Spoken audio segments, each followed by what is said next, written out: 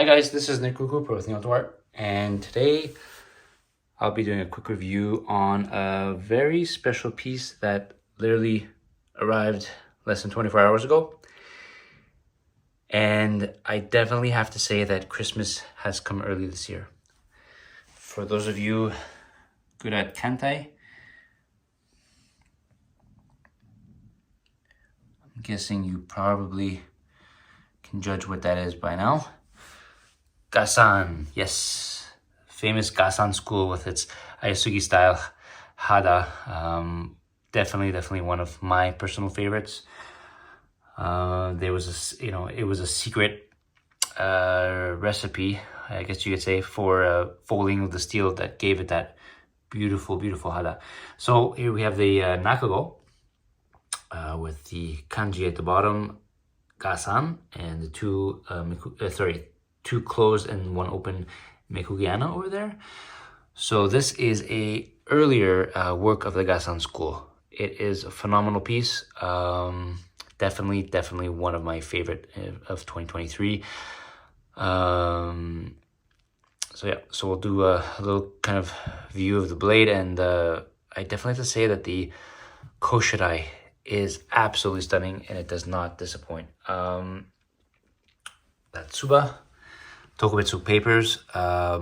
It is a Kyo Shoami school, and it's of a very famous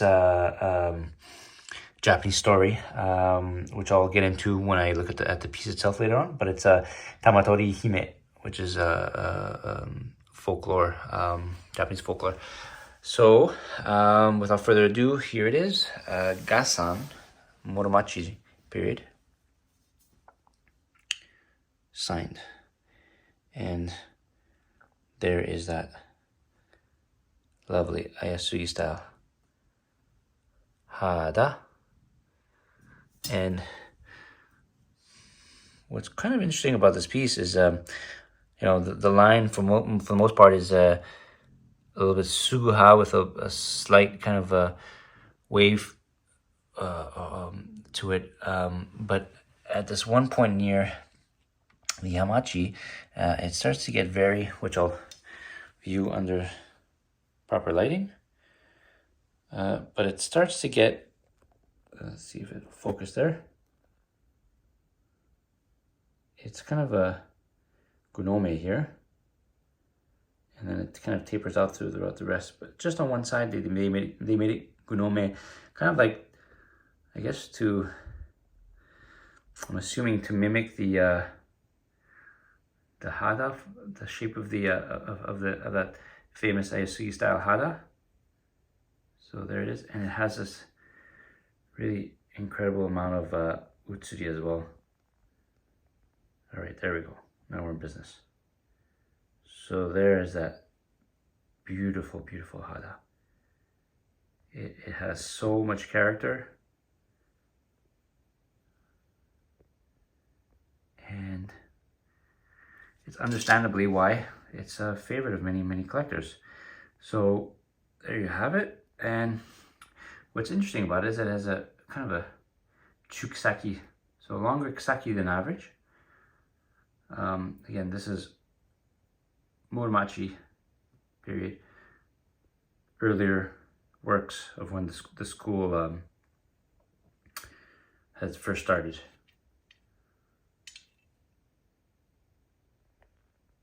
And they managed to preserve that recipe for hundreds of years, passed down generation to generation of the GASSAN. So that is the blade. Really absolutely stunning blade. I cannot emphasize enough. And what goes better than with a really good blade is a very fine koshirae. So you see the dragon there, really beautiful details. Let's see if I can zoom in a little bit more. So dragon and dragon, Menuki. There's a continuation on the other side of the Fuji. And what's interesting is this Kashida is this incredible tiger. I'm going to disassemble it and we'll get on to reviewing the blade further. The koshirae further. Hi guys, so we're back at it, and here's that Kashida. This tiger looks absolutely menacing. You can see the lines and shakudo on his back. So he's made of silver, and there's shakudo lines that are inserted to his back. And you can see his menacing look, his eyes looking right at you, and kind of protrudes quite a bit. It's really, really beautiful. There's that dragon.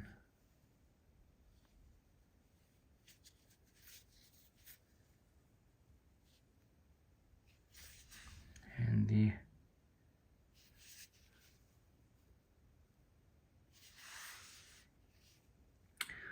two on the Menuki are both silver, based with some gold accents like the whiskers, but this is really, really beautiful. So you have the silver dragon, mix of shakudo, silver tiger, and here is that remarkable tsuba that's awarded Tokubetsu Hozan. So you'll see there's silver, the waves are all made of silver. The clouds here are made of silver as well. Their faces silver. The boat has accents of gold, the dragon as well. And look at that. So, to kind of further explain the story of this, you'll note there's a boat here with people on board, and they're trying to pull in this girl who's holding something in her hand, and she has a wakizashi sized or tando could be, but the story, which I'll read, please bear with me. So here we go. It's the story of Tamatori Hime. Literally, the princess Tamatori is the Ama goddess. So, in case you don't know, Ama are traditionally Japanese divers, usually pearl divers. But these deep sea divers are famed for their amazing, breathing control. For looking for they can go down for long periods of time to look for treasures or seafood. But this is a tradition that goes back, that's known in Japanese history to go back thousands of years. So these divers were mostly female, and that is female right there as well.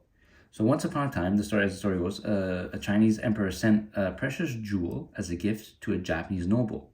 It fell overboard and was lost at deep sea.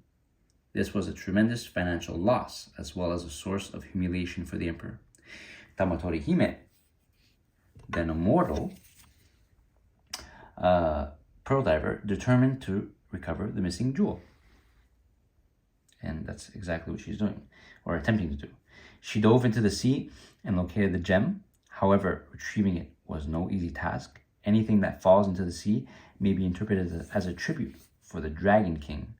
And that's where the dragon comes into play.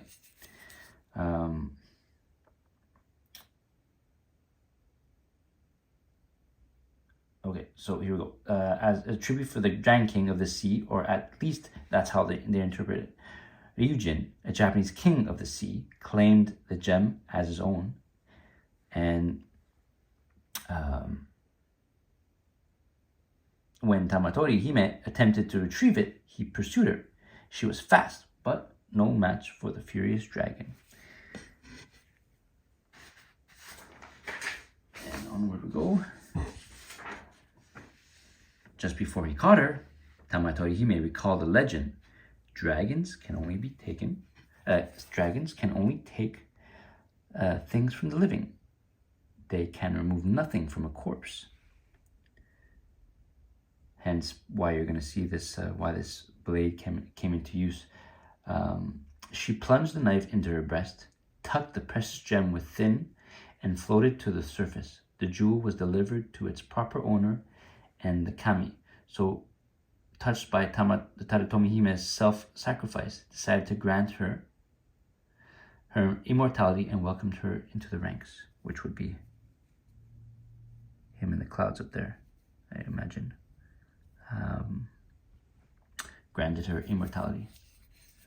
So that's the famous version. There's different variants to it, but that explains this tsuba.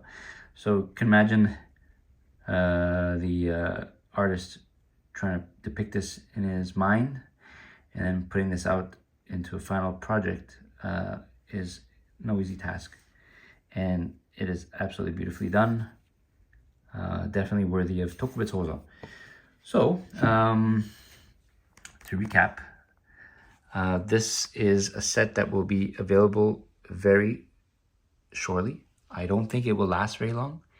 It is again one of the better pieces that we've been able to get our hands on, and a lot of people have been asking, do our sets come with sword bags? Yes, they do. They come with the silk bags for the koshirae and the kind of plain purple silk ones for the shirasaya. So come see us at nihontoart.com, where we have this blade available for sale very soon. All the best and happy holidays. Thanks, guys.